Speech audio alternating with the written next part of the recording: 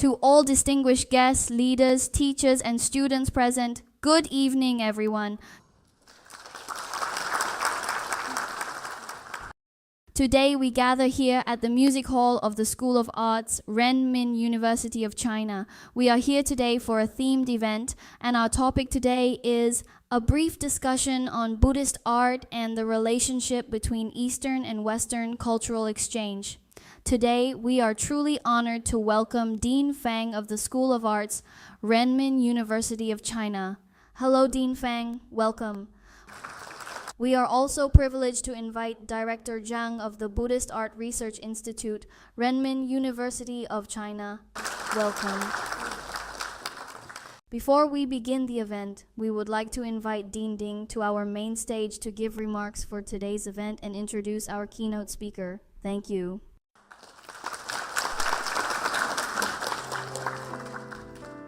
Distinguished guests, good evening. Buddhist art is a brilliant stream in the origins of Eastern art. It preserves culture and promotes exchange. Our great nation is moving towards a renaissance of culture and art, ushering in an era of return. So how can Buddhist art, as a vital part of Eastern civilization, play its rightful role in East-West cultural exchange? In the age of the internet economy, how can Buddhism use art to ease people's stress and harmonize minds? Today, we will explore Buddhist art here. And our keynote speaker today is from Larung Ga 5 Sciences Buddhist Academy in Ganzi, Sichuan, Great Khenpo Sodargye. He is currently one of the most influential Tibetan Buddhist masters and spiritual guides worldwide.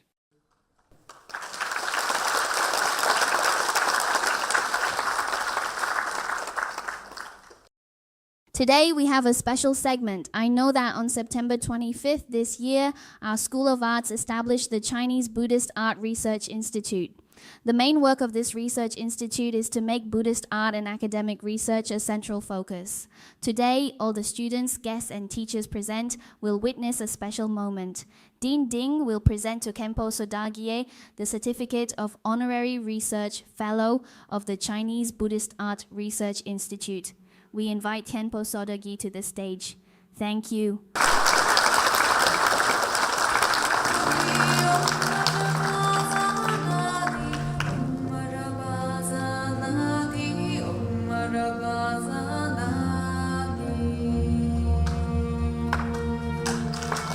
We are all enjoying this moment.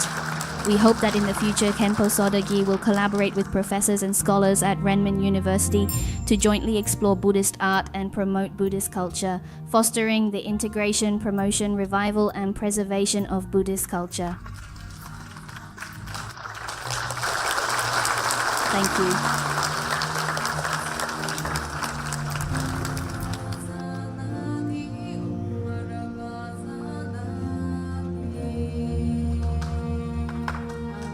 Now let us turn the time over to Khenpo Sodargye. Thank you.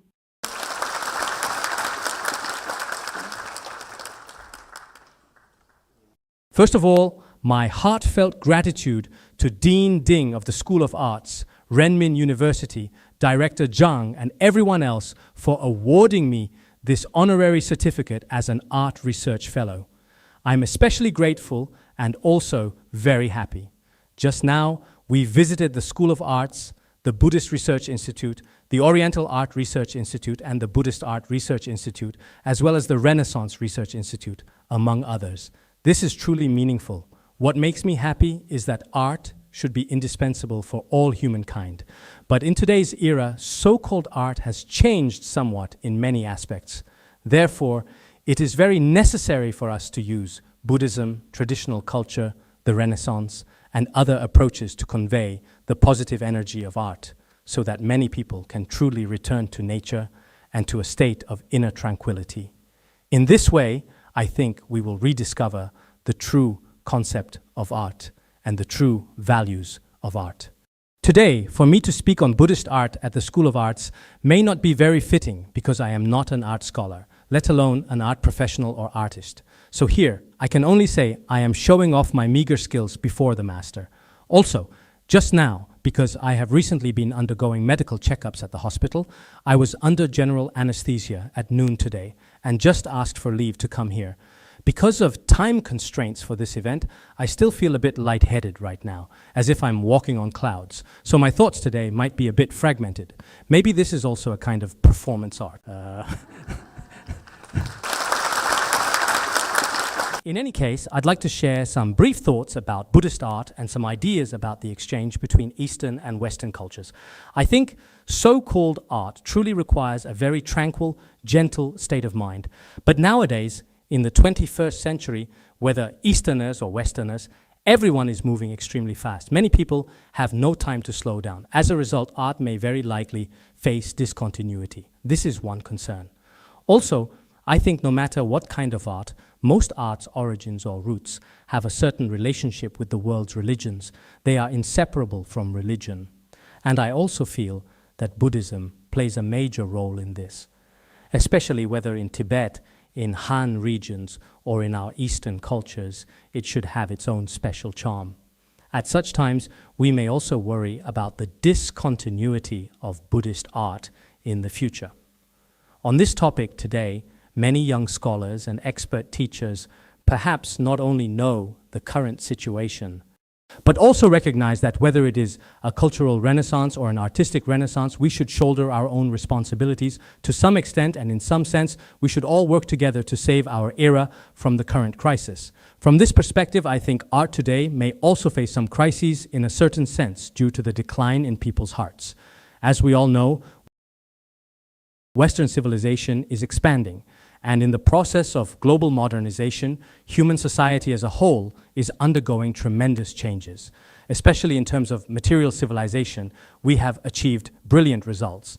But at the same time, we must also admit that it brings environmental degradation, various conflicts and contradictions in human society, including the collapse of individual mental health, and so on. As a result, our society now faces some rather severe challenges, or one could say a kind of crisis.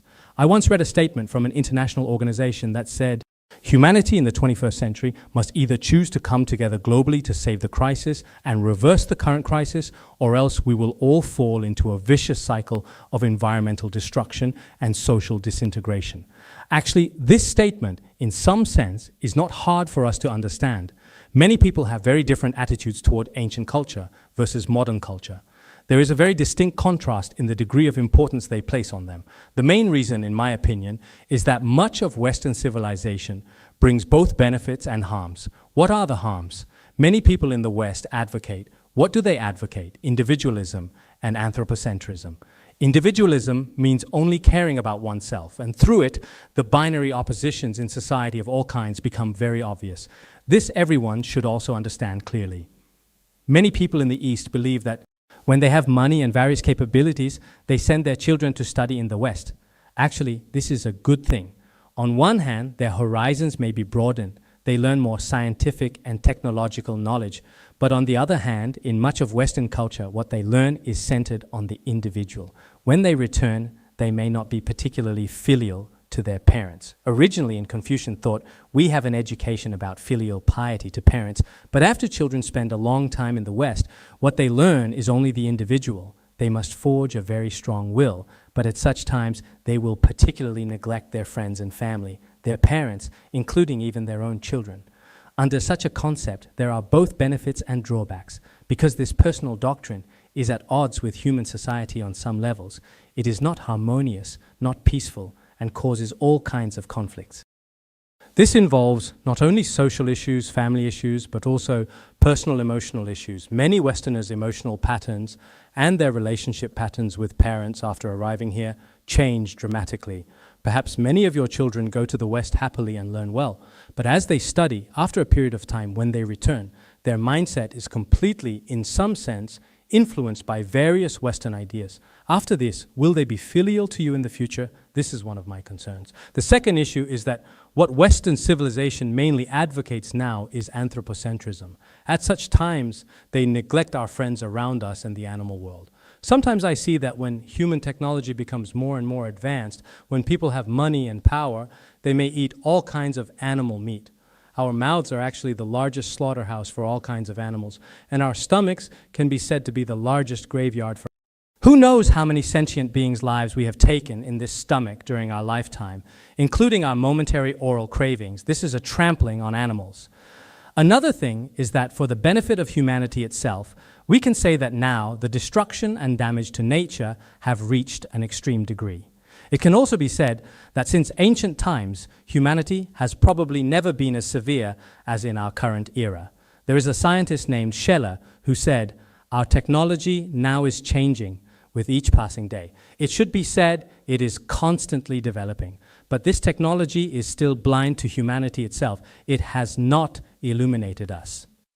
At the same time, humanity's own confusion has actually never existed before in history. It can be said to be unprecedented. So when we think about this, humanity's own confusion, the harms we cause to ourselves, I'm afraid we must also admit. At such times, perhaps our research in the arts, the true creation of works of art, may inevitably be affected in some ways.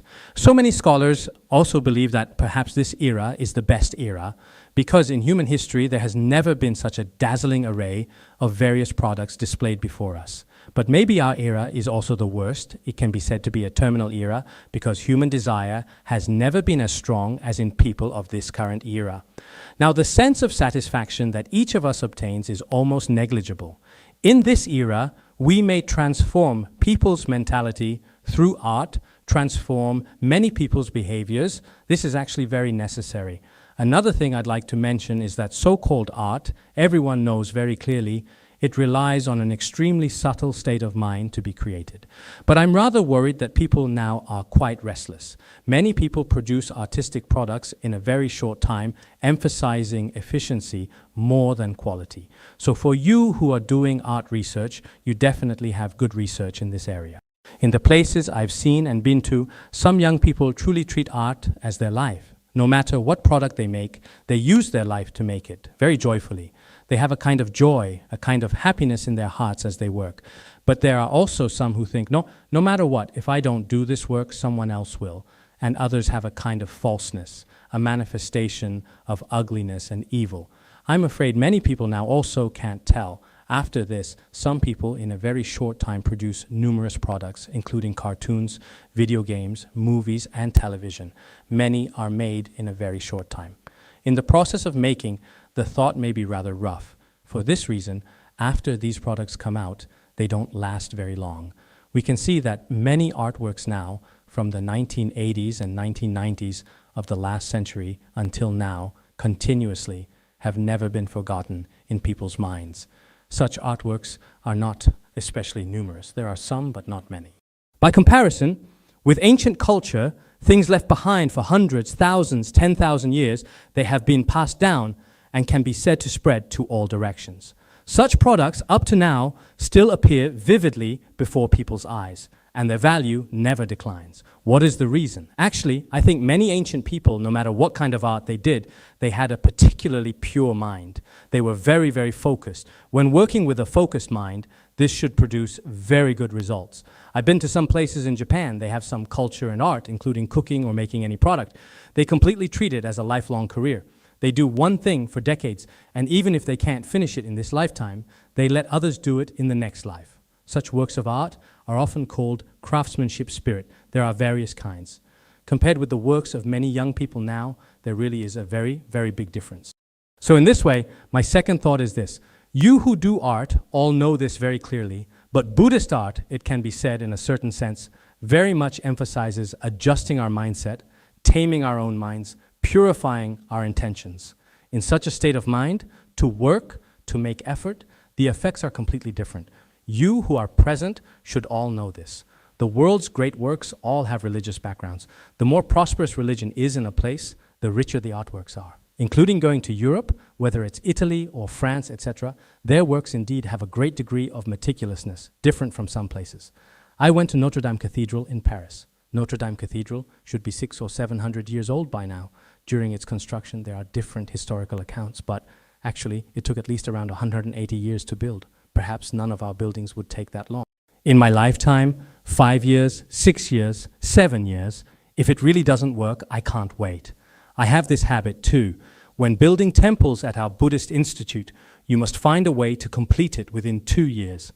If it can't be completed, I feel 3 years is too long.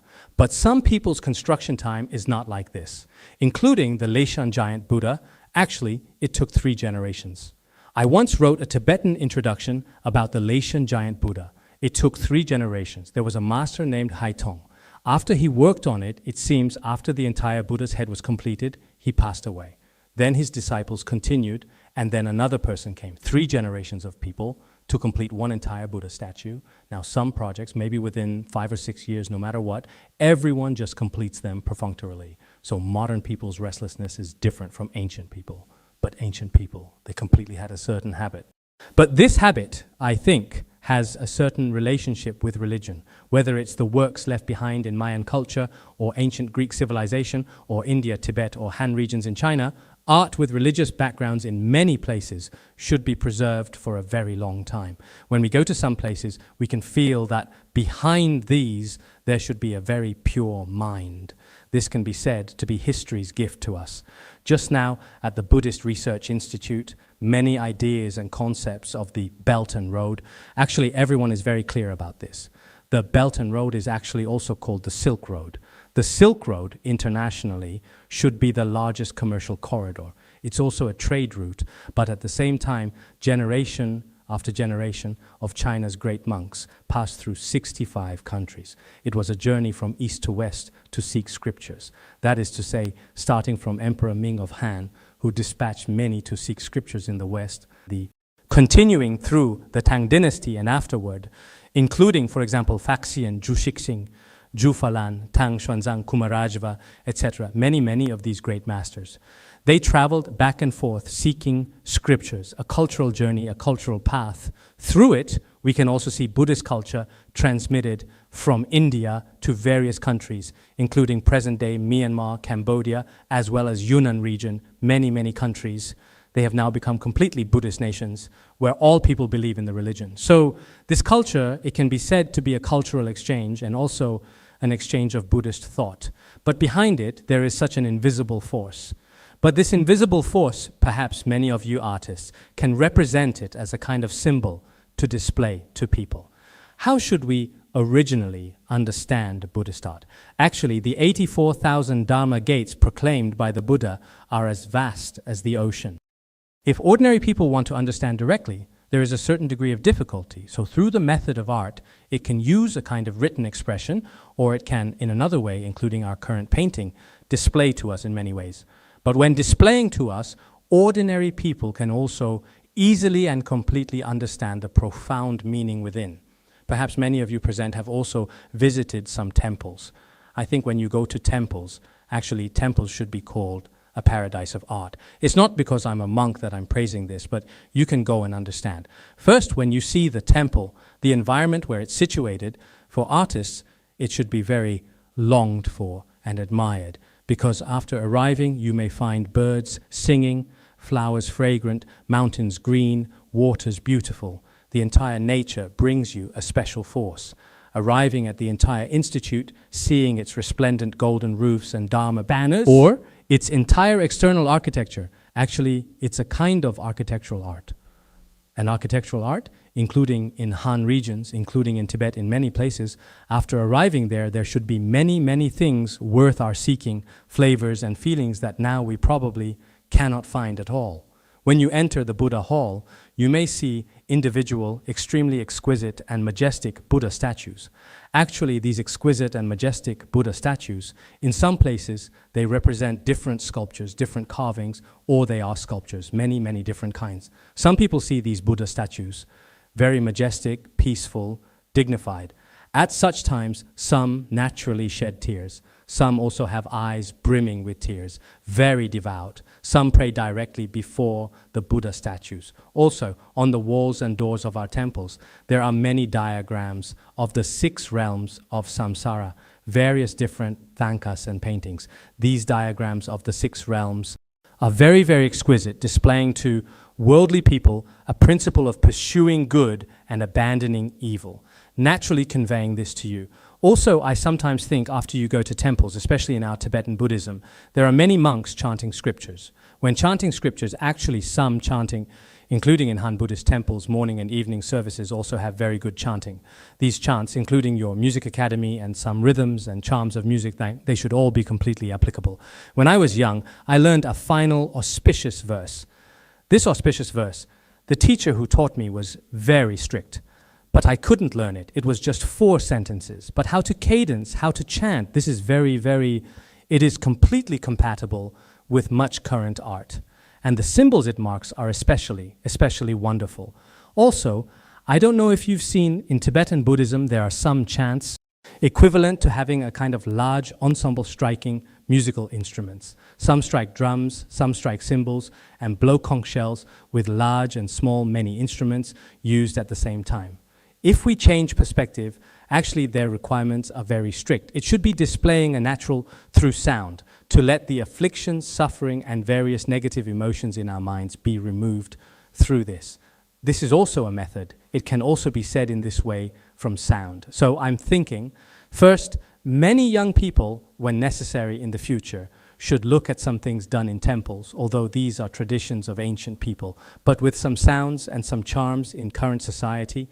Are there similarities? Everyone can also worthily observe. This is one aspect.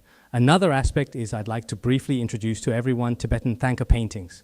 Next, I'd like to briefly discuss what are called Thangkas in our Buddhist art. Just now, some scholars also mentioned that they previously may not have understood Tibetan Thangkas very well. Actually, Thangkas exist in Tibet, in Han regions, especially in Nepal, India, including in various countries now. All have different Thangkas. But in Thangka exhibitions and collections, there are relatively more from Tibet. So now, worldwide, in any museum we go to, there are large amounts, many Thangkas collected. So it's very necessary for everyone to also understand a bit about the value of Thangkas. So Thangkas, actually, if we trace back historically, previously, King Songtsen Gampo made what's called white Tara Thangka from his own nosebleed. This, in Tibetan history, is the earliest such Thangka. There is such an account. This account is also in relevant introductions about the Potala Palace, and also in the 5th Dalai Lama's book called Crystal Mirror. It's also mentioned in there. Since that time, Thangka painting throughout Tibet can be said to have become more and more prosperous in the world. So Thangkas, when painting them, may be somewhat different from some other paintings.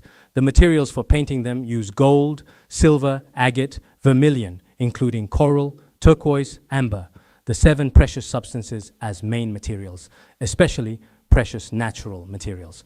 Natural materials, in terms of formulation, there are very strict requirements. After formulation, they can be used, because many are pure natural materials. For this reason, after 10 years, 100 years, even thousands or tens of thousands of years, their colors never fade, including all their colors, continuing until now. For example, those painted 300 years, over 1,000 years ago, are still very good, very dazzling, colorful, especially beautiful. This is from the material aspect. Then, from the subject matter aspect, Thangkas have paintings of Buddhas, Bodhisattvas, and also so-called Dharma protectors, including our astronomy, geography, Tibetan medicine, Tibetan medical science, as well as the entire natural world. All these can be displayed through the method of painting. Now, so-called Thangkas have a special power within them. So who bestows this power? First is the creator, this painter. Painters generally, with our very restless state of mind, for example, making phone calls while doing things, chatting with others, doing art like this probably won't work. That is, being half-hearted or having an unstable state of mind.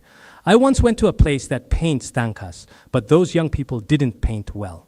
Each of them kept their mobile phones turned on beside them while painting. Then when a WeChat message came or something, they'd reply while also making phone calls. This kind of mentality doesn't produce successful paintings. I then went to another very strict Thangka school. At this Thangka school, except for Sundays, all mobile phones are completely collected. Everyone gets up in the morning to chant, and after finishing painting in the evening, they dedicate merit. Moreover, according to traditional strict methods of painting Thangkas, each painter must, for example, bathe and change clothes, receive precepts, not eat onions or garlic. There are many strict requirements. And at such times, oneself must visualize and paint with a very focused mind, because the creator's mind has infectious power. Many painters, as they paint, the blessings of all Buddhas and Bodhisattvas merge into your mind. then at such times indeed the paintings they finally produce have very strong infectious power on others with certain influence. After looking on the surface, it seems this is a painting, but actually within it there is an invisible force.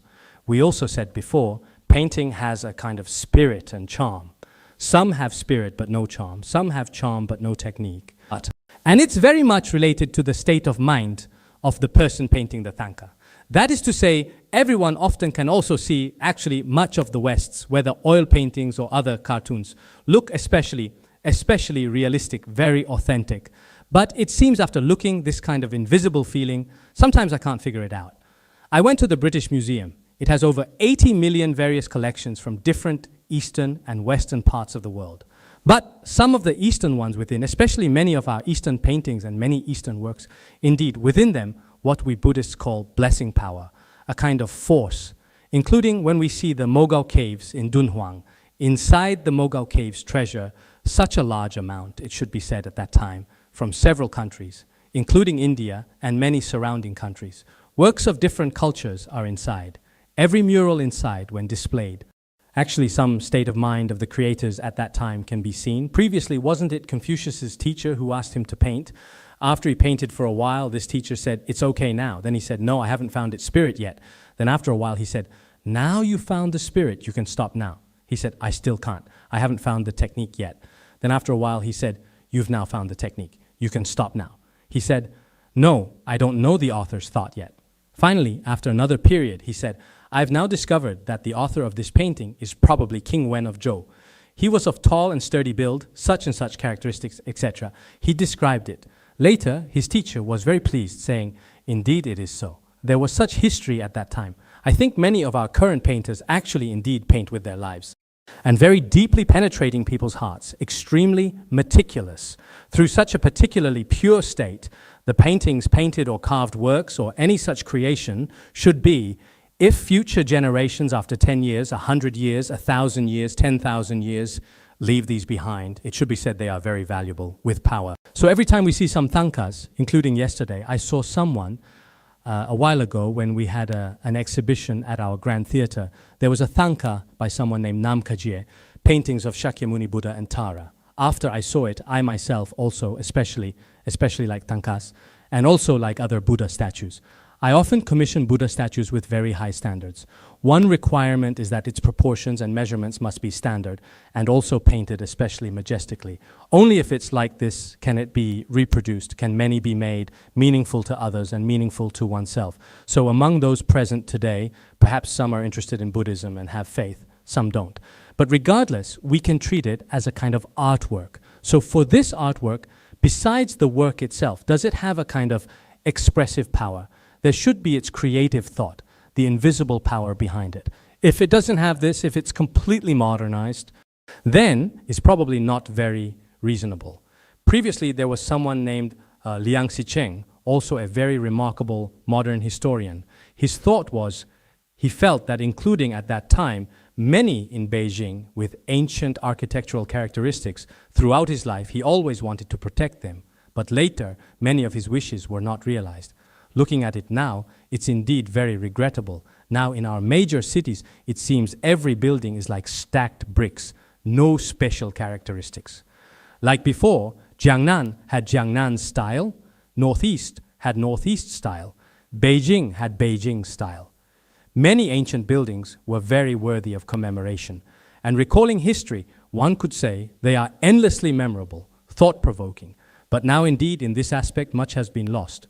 What did Liang Sicheng say at that time? He once saw what seemed to be from the Song dynasty, an image of Avalokiteshvara. This Avalokiteshvara image, later, some painters painted it as a beautiful woman, perhaps now in a graceful, very beautiful form of a beautiful woman. Avalokiteshvara, later, he felt if Buddhist artwork has been painted like this, this is the path of demons. He called it the path of demons, including now many people with modern academic thought take original Buddha images and sometimes express them through cartoons or artistic methods as such people that modern people especially like. But in this case, sometimes it seems many people may find it relatively attractive, but actually, besides the superficial form, its connotation, that is, its inner meaning, seems unable to be expressed. So as a painter, I think, whether being a painter or doing other art, actually having thoughtful connotation, having rich inner meaning, this is very important. If you have this, then the works they produce at one glance are immediately clear. Within it is a kind of profundity. Some may be inexpressible in words, but actually it truly has something that especially shakes oneself, shakes others. After looking, there truly is a kind of power that touches the heart. This is the value of art. Only it has lasting vitality. I think, including Thangkas now, there are some who study modern art. Some of them, I see many Thangkas done in modern style, but I don't know on your side what kind there are. I'm not particularly clear. But if there is no special secret intent, it seems sometimes we should respect some ancient thoughts, especially for some Buddhist specializations, should have knowledge with Buddhist specialization. Only then is it okay. Otherwise, we film now, perhaps now it's slightly better, probably in the 1970s and 1980s of last century, many films featured Buddhist figures or Buddhist images, all appearing in a kind of nondescript way. From our Buddhist perspective, this is completely desecrating or corrupting Buddha's spirit. For example, when a person is at their wit's end, they go to ordain, there's no other way. And the so-called ordained person is dressed in rags. If dressed relatively cleanly, they're not a proper Buddhist. Or Buddha images, I once saw in some exhibition, somewhere in the end, Buddha's eyes were destroyed through other means. This is called an artistic display. Also, some in cartoons have Buddha wearing high heels, wearing black glasses, etc., all kinds of things. In this case, if we want to research any artistic product, actually, it's been said before. Art originates from humanity, but art transcends humanity. It can be said, if it has a transcendent thought, it's called art. If not, what? Now, so-called some performance art. The other day, there was someone from abroad who for 12 days walked naked among the public. Many young people especially liked, wow, this is true performance art. She's amazing. Every day sleeping with a skeleton. This is very powerful. Actually, these, I think, modern people's ideas are all kinds. Perhaps some people are interested, but true art has a very profound thought. Generally, we ordinary people cannot express it in words, cannot express it with our actions. But through art or through a method, we can immediately achieve great awakening, feeling endlessly reflective. Such power art actually does have. So art and religion should be a method of transcendent human thought. In this, humanity can find many, many things they themselves cannot obtain. For example, if a person's mind is very restless, through an artist's music, after playing, the mind completely has a kind of enlightenment, purity. If our minds are very restless, they see a painting, slowly contemplate, then the mind calms down. At such times, all original afflictions and suffering can all vanish into thin air. If this kind of method can be displayed, then this is the best kind of art. This is one aspect. Another aspect I'd like to mention, our Buddhist art actually doesn't only emphasize truth, goodness, and beauty. In the end, it will also return to nature, no matter how beautiful, no matter how pleasant sounding, no matter how melodious. Actually, in the end, besides impermanence and emptiness, there is nothing. So this is our general sand mandala, that is a sand painting mandala. Actually, to make it takes several days, using various colors of cinnabar, together piling drawing lines. Very complex, especially beautiful. You perhaps have never seen it. To make it takes a very long time. It has many, many symbolic meanings. But after all the rituals and all the ceremonies are completed, with a brush, it's all collected back. Finally, the sand is also thrown into the river, not even a trace, vanished without a trace. What does this represent? Actually, the truth of all phenomena, no matter how good, ultimately still returns to nature. It doesn't have something worthy of making us especially envious. We also know, since ancient times, how many artists have, over thousands and millions of years, benefited tens of thousands of people, but up to now, ultimately still cannot escape the net of impermanence. The nature of all phenomena is actually completely empty. This is the highest realm. This point in Buddhism may not necessarily be the same as some current art. Many people of East-West cultures, according to their own abilities, begin to recognize the self. I saw before, generally ancient Greeks in each of their temples all had a particularly famous maxim, know thyself. When you want to know yourself, most people think, if you want to know yourself, what kind of person am I? I'm a soldier, I'm a doctor, I'm a teacher. They think it's like this. But actually, recognizing one's nature, according to our Buddhist view, actually, recognizing one's nature, what am I really? Am I a temporary combination of the 5 skandhas or what? So ultimately, Buddhism's true art is returning to nature, transmitting such a kind of power. This point, perhaps whether practice or ultimately art, all have such a return. On this point, everyone perhaps also needs to reflect. Finally, I also especially hope that many of our artists and students studying art especially hope in the future. To have a lineage is very important. First, what kind of teacher do you have? In the future, you should transmit artistic knowledge to posterity. Some teachers are very unsuccessful. No students. When you leave, your knowledge has already, it can be said, in this world, in the human realm, has disappeared. So it's very necessary for us now. The style of traditional art should continue unbroken. People, we can leave. But our knowledge can be held in the hands of this generation. We have a responsibility to continuously continue the cultural transmission of art. This is a responsibility for every person, every student. And their purpose is to cultivate people. Actually, previously, a German writer named Orff said, our music, actually, he was a musician. Music education, music is merely a means. The ultimate purpose is to educate people. Whether we sing or paint, any artistic product, actually, it's a tool, it's a means. But truly, it's to cultivate people. To cultivate people cannot break the lineage. If there's no lineage, then our art is just a tool for ourselves to make money, for ourselves to become famous, to gain some official position. In that case, actually, this kind of goal is very narrow. We don't praise this. Every person must bear this responsibility, continuously transmitting true artistic thought to the next generation and the next. In this way, in human history, there will be an eternal way to continuously preserve especially precious artistic culture. This is one aspect. Another aspect is we also especially need to respect predecessors' styles handed down by artists, their traditions, their thoughts, the deep essence of their culture. This kind of essence, we have a responsibility not to let it break. We, through another method, because some people don't understand themselves. Some art now is very strange. They themselves like greed, hatred, and delusion. Then make art also greed, hatred, and delusion. Some use blood, gore, exposure, violence, or some horror to propagate in this way. Actually, in this case, it brings many very bad negative impacts to humanity. Now, some works, after being displayed to the world, have ruined how many people, cultivated many bad people. Such art, I feel in this world, doesn't have very good value, although perhaps you, through this method. Now people especially like those who attract eyeballs, but perhaps such thoughts left in the human realm, spread to the human realm, won't bring others a kind of good force. Even to our society and humanity, bring very bad destructive harm. The Creator also has direct responsibility. So in the process of our operation, we must, toward our environment, toward human thought, including toward our animals, they also have precious value of life.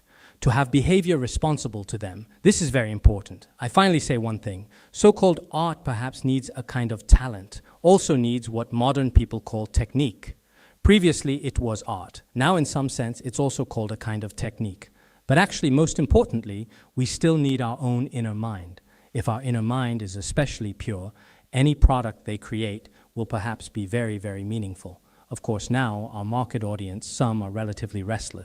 They may not be interested in products with connotation, with spirit. On the contrary, toward things that corrupt our morality or have negative impact on thought, some of them may be interested. But this also will not be based on truth. Therefore, our Buddhism also especially emphasizes what? Emphasizes its correctness and authenticity. Art, although its modes of expression are different, all kinds, but when truly returning to its thought, it needs to have a correct guidance and correct direction. This is perhaps very important. Of course, in this way, actually, some differences in East-West cultures themselves exist. But from Buddhist culture's perspective, the differences between East-West cultures aren't very great. Buddhism temporarily tells everyone birth, old age, sickness, and death, or end-of-life care returning to nature. Such a mentality. Ultimately, every sentient being in the future can all awaken such a mentality. From this point, I think Buddhist art between East and West has no difference. Of course, from the perspective of historical origins, actually the West doesn't have a very long Buddhist history. So now in the West, no matter which country one goes to, very ancient Buddhist artistic products are basically not worth mentioning. No matter which country, some other religious histories and backgrounds should be findable. Regardless, I think those present can all perhaps rely on a kind of pure mind, one's own kind of joyful mind toward one's own profession, have a kind of love, passion. At the same time, every one of us, no matter what we do, should think of helping people around us and other life around us. In that case, this kind of intention and under such a mentality, everything done should be beneficial to both self and others. All right, that's all I'll say.